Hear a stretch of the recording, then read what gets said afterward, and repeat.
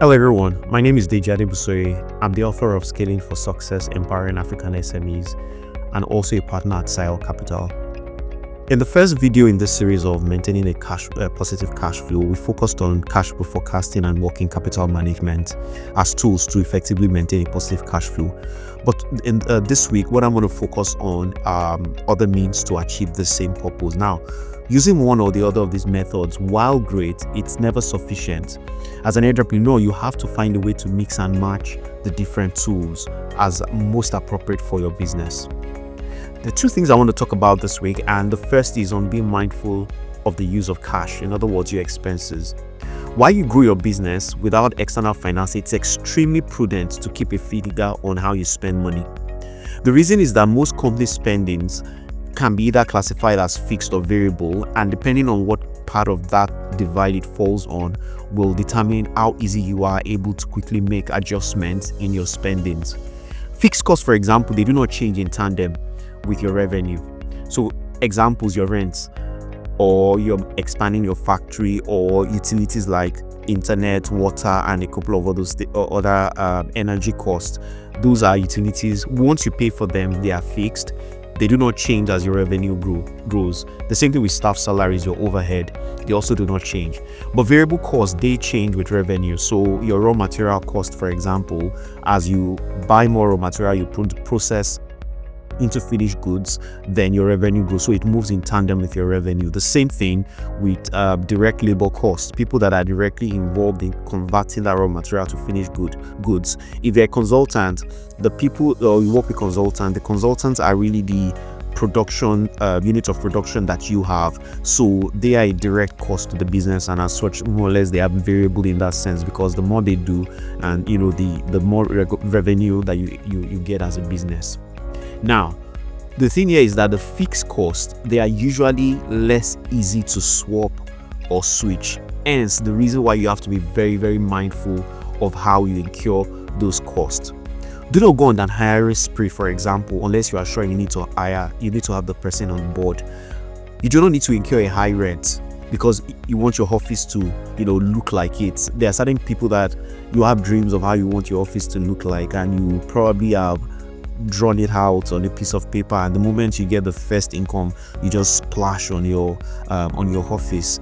If it does not have to happen now and it can wait, then make it wait. Can you delay that extension work you want to do on your factory just for a few more months until there's a bit more clarity on how cash is coming in and out of your business?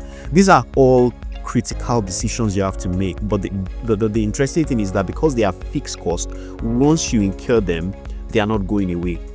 For example, if you hire a very expensive person, maybe because you believe that person is required to be able to transform your business, and you hire a very expensive person, and for example in 2 months time you realize that you are unable to pay the person's salary, it puts you in a very awkward position, because then you are left in between not paying the salaries or letting the person go after you've convinced the person to onboard into your company. These all they leave a bad taste in the mouth, and they are not helpful to your business or even to the morale of your employees in general. So you want to be careful around all those costs that are fixed, because they are not easy to replace and they are not easy to change, especially when you're struggling to raise cash.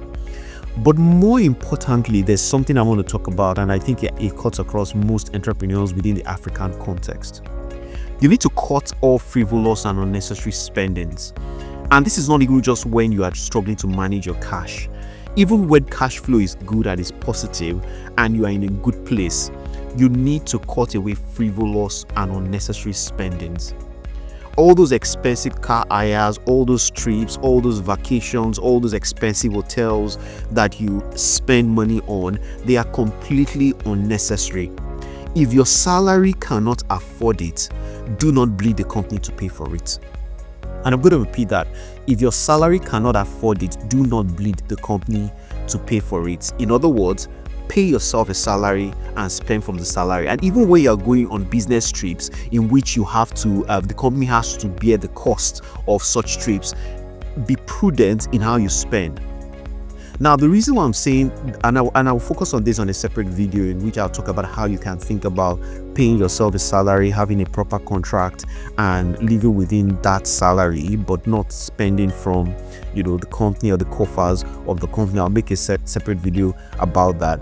But apart from the fact that it's a prudent thing to do and it's the right way to run a business, your employees are looking at you, and it damages morale significantly.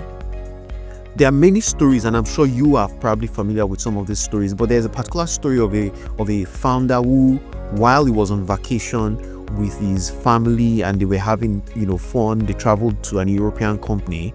He had not paid salaries for 3 months. It's just bad behavior, and it leaves a very sour taste in the mouth, and it's something that we as entrepreneurs, we have to be very mindful of. This is one of the biggest drains on companies' working capital, companies' funds, personal spending on the entrepreneur and the entrepreneur's needs. You want to pay school fees, you want to buy a car, you want to build a house, you want to travel, there's so many things you want to do.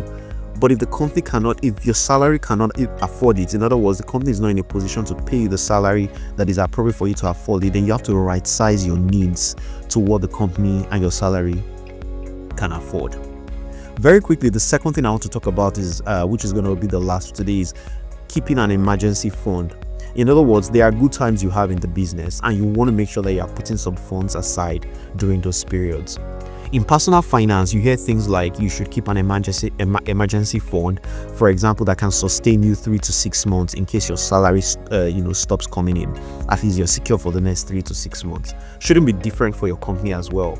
So those periods in which things are looking good, put some money aside, keep some funds aside as you earn, keep them aside as an emergency fund, keep them in a pool of fund that it's not easy for you to quickly touch. For example, maybe put it in a mutual funds account, so it's not a cash sitting in an account that you can move very quickly, but it's a mutual fund account that if you need the cash, you can also, the liquidity is very high, you can easily convert to cash as quickly as possible.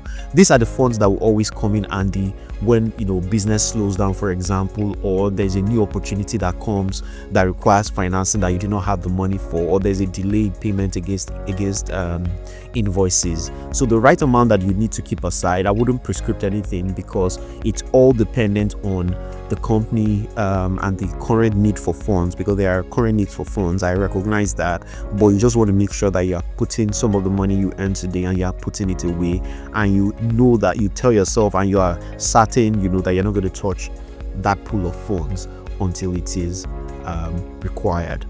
And so that wraps it up on maintaining a positive cash flow.